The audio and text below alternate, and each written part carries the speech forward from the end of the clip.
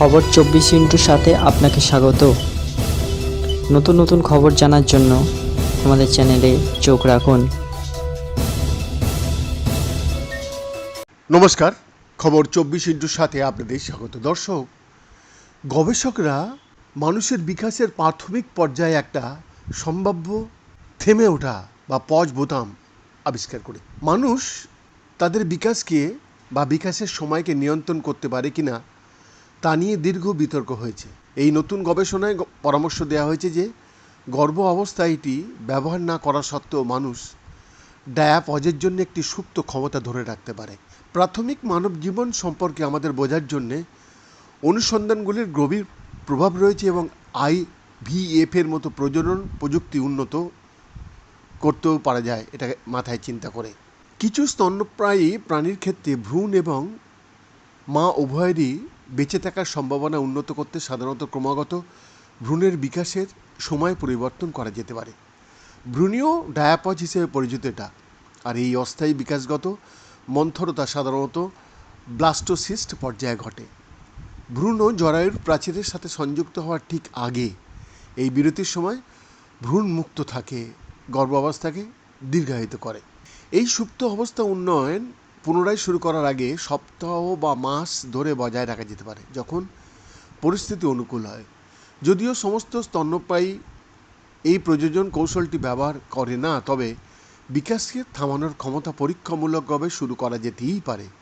তাই মানুষের কোষগুলি ডায়াপজ টিগারগুলিতে প্রতিক্রিয়া জানাতে পারে কিনা তা একটি উন্মুক্ত প্রশ্নই কিন্তু থেকে যায়। বর্তমানে ভিয়েনার অস্ট্রিয়ান একাডেমি অফ সায়েন্সের ইনস্টিটিউট অফ মলিকুলার বায়োটেকনোলজির নিকোলাস রিভরনের ল্যাবে একটা গবেষণা হয়েছে। সেখানে একজন ERC অনুদানপ্রাপ্ত এবং বার্লিনের Max Planck institute for molecular জেনেটিক্সের আয়দান বুলুত কারসালিলুর গবেষণা চিহ্নিত করেছে যে আণবিক প্রক্রিয়া যা ভ্রূণের ডায়াপজ নিয়ন্ত্রণ করে তাও মানবকোষে কার্যকর বলেই মনে হয়। তাদের ফলাফল সেপ্টেম্বরে জার্নালে সেলে প্রকাশিত হয়েছে। এই গবেষণায় দর্শক বিজ্ঞানীরা মানব ভ্রূণের ওপর পরীক্ষা নিরীক্ষা করেননি, পরিবর্তে মানব স্টেম সেল এবং স্টেম সেল ভিত্তিক ব্লাস্টোসিস্ট মডেল ব্যবহার করেছেন, যাকে ব্লাস্টয়েড বলা হয়। এই ব্লাস্টয়েডগুলি গবেষণার জন্য ভ্রূণ ব্যবহার করার একটি বৈজ্ঞানিক এবং নৈতিক বিকল্পও আছে। গবেষকরা আবিষ্কার করেছেন যে এই স্টেম সেল মডেলগুলিতে একটি নির্দিষ্ট আণবিক ক্যাসকেড, MTR সিগন্যালিং পাথওয়ের মডিউলেশন এবং সাথে একটি সুপ্ত অবস্থাকে উল্লেখযোগ্যভাবে ডায়াপজের মতো তৈরি করে। MTOR পথটি মাউস ভ্রূণের বৃদ্ধি এবং বিকাশের অগ্রগতির একটি প্রধান নিয়ামক, বলছেন আয়দান বুলুট কারসালিওগ্লু। উনি বলছেন, যখন আমরা একটি MTR ইনহিবিটর দিয়ে মানব স্টেম সেল এবং ব্লাস্টয়েডগুলিকে চিকিৎসা করি, তখন আমরা একটি বিকাশগত বিলম্ব লক্ষ্য করেছি, যার অর্থ হলো মানব কোষগুলি ডায়াপজের মতো প্রতিক্রিয়া তৈরি করতে আণবিক যন্ত্রপাতি স্থাপন করতে পারে। এই সুপ্ত অবস্থাটি কোষ বিভাজন হ্রাস, ধীর বিকাশ এবং জরায়ুর আস্তরণের সাথে সংযুক্ত করার ক্ষমতা হ্রাস দ্বারা চিহ্নিত করা হয়। গুরুত্বপূর্ণভাবে এই সুপ্ত পর্যায়ে প্রবেশ করার ক্ষমতা একটি সংক্ষিপ্ত বিকাশকালীন সময়ের মধ্যে সীমাবদ্ধ বলে মনে হচ্ছে। ব্লাস্টয়েডের বিকাশের সময় ব্লাস্টোসিস পর্যায়ের চারপাশে প্রসারিত করা যেতে পারে, যেটি ঠিক সেই পর্যায়ে যেখানে বেশিরভাগ স্তন্যপ্রায়ী প্রাণীর মধ্যে ডায়াপজ কাজ করে। সহপ্রথম লেখক ধনুর PIR এটা বলছেন। অধিকন্তু এই সুপ্ততা বিপরীতমুখী কিন্তু, এবং MTOR পাথওয়ে পুনরায় সক্রিয় হলে ব্লাস্টয়েড স্বাভাবিক বিকাশ শুরু করে দেয়। তাই বিজ্ঞানীরা লেখার উপসংহারে পৌঁছেছেন যে মানুষ অন্যান্য স্তন্যপায়ী প্রাণীর মতো তাদের বিকাশ সাময়িকভাবে ধীর করার জন্য একটা অন্তর্নিহিত প্রক্রিয়া তাদের মধ্যে থাকতে পারে, যদিও এই প্রক্রিয়াটি গর্ভ অবস্থায় ব্যবহার করা যেতে পারে না, নিকোলাস রিভরন বলছেন।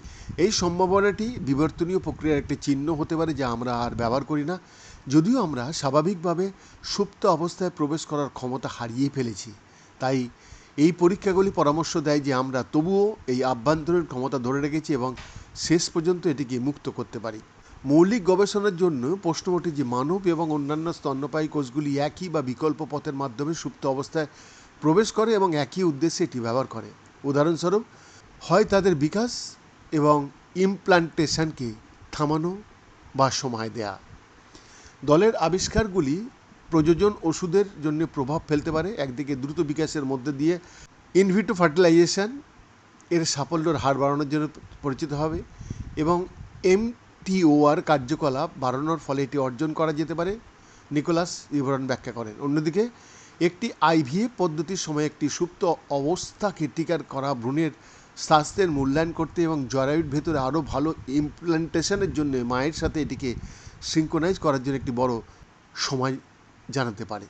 সামগ্রিকভাবে নতুন অনুসন্ধানগুলি আমাদের প্রথম দিকের বিকাশকে পরিচালনা করে এমন প্রক্রিয়াগুলির মধ্যে অপ্রত্যাশিত অন্তর্দৃষ্টি প্রদান করে, যা প্রজনন স্বাস্থ্যের উন্নতির জন্য নতুন পথ খুলে দিতে পারে। বৈদ্যনাথ দাসের রিপোর্ট, খবর 24x7।